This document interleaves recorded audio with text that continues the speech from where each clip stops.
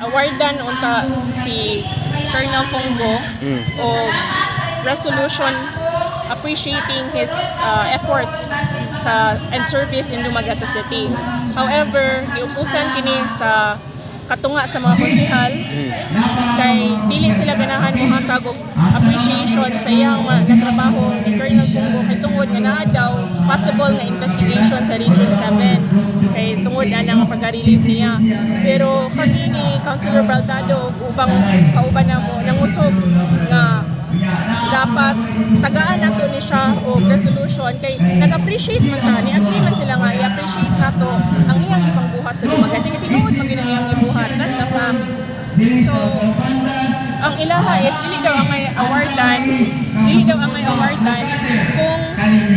naay investigation, but there's this presumption of innocence. In fact, ako silang giingnan nga luoy kaayo nga inyuhan ang lingon nga guilty ning tawhan nga wala man kay nakabalo tinuod pagaling na investigation.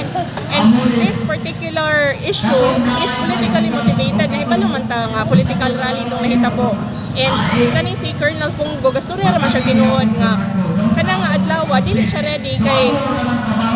kuan man wala may notice wala mga duha ra ka adlaw so dili kaandam dali-dali ang pulis so dili sila magpasagad dili ra sila nga okay ra sila magpadayon pero dili sila mapasalig nga mahatag nila ang 100% security kay mangayo man ang mga barricades mangayo unsa man tong mga kailangan for security purposes so para namo walay sala si Colonel Pongo niini hindi dapat dili nang tanidakon ang amo lang anis ngano man nga nakita man nila ang serbisyo ni Colonel Pongo nga naman nga dili na lang gyapon ihatag ang resolution. Katong resolution appreciation naman to siya.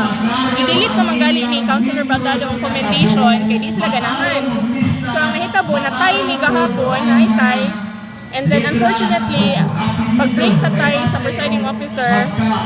against man po ang presiding officer until although I understand the position of the presiding officer kay maghulat na siya maghulat kung nga may investigation kay mo man yung position so wala na po tayo mabuhat ana but unfortunately one half mo po sa council lang ni-oppose mo ito nga wala na padayon ang resolution expressing gratitude sa gibuhat ni Colonel Pongo.